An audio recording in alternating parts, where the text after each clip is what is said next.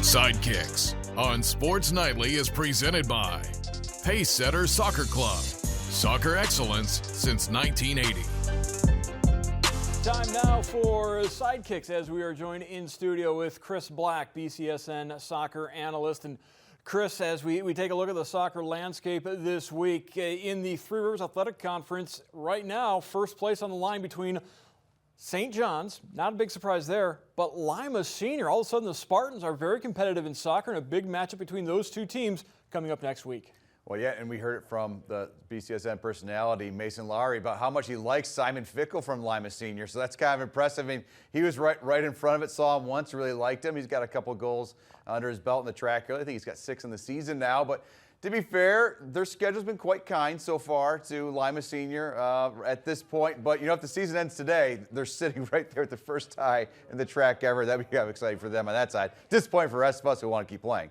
But, yeah, St. John's, great position so far, and Lima Senior still has to play Findlay, St. Francis, Toledo, St. John's. Clay, we imagine it may shake up a little bit.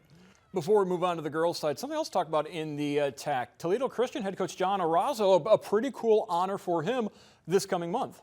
Yeah, and it's pretty cool because John Orozco has done a lot of volunteering over the years. He's worked in the different areas of just not on the field coaching, but supporting the players, supporting the coaches. And this is with the United Soccer Coaches Association, which he's been involved in different boards over the time. And they've really tried to reach out to their members in different ways in recognition. And he's a spotlight for them this month coming up, which is the 15th of September to October the 15th, but is their Latin Soccer Coaches Month. So it's pretty cool that he's got the shout out to him and some recognition for all he's done. I mean, even when he wasn't coaching, he was still the president of our coaches organization for Northwest Ohio. So he definitely deserves some recognition on that front.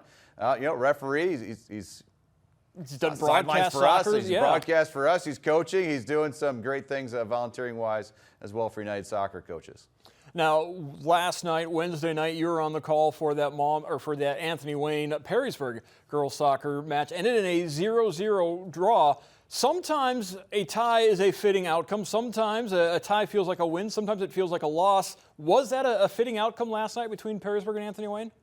Yeah, really both teams tested each other just a little bit, but not consistently. Probably the one that might have a little gripe is Perrysburg, who's pressing for a little bit more, and they were turned away with a couple well-timed saves by Caitlin Moeller, especially on the set piece by Ray Pruss. And she really put a ball right underneath that crossbar, pushed away by Moeller. So credit to her and the goalkeeper, and credit to Ray Pruss for making her make that save. But Perrysburg's probably a little disappointed, but at the same time, they didn't lose. So they're still undefeated on this season. The pressure, I think, is really now on Anthony Wayne because you feel that. You know, you did so well last year. It mounts up a little bit, and that might be good in Perrysburg's favor if they do meet again in the tournament. Now, what is this I'm reading? You're making a return to the coaching sidelines this weekend? That's right. Back to the high school sidelines this weekend. Watch out. I'm already thinking maybe we'll bunker, try to slide a 12th player on there. The JV team for St. John's, JV Blue, I'm going to help out. I'm going to get in the high school sidelines again. It's been a couple years against St. Ignatius. So I only come out for the big games. I mean, really, St. Ignatius, that got my attention right away. So it's only the big games, and that must be the opposite of Danny Fisher. He's waiting for the big games to come back to Sidekicks. Yes. Danny had to be away tonight. We certainly hope everything's going well, and he'll be back next week with us. Chris, thank you so much for your time and your insight.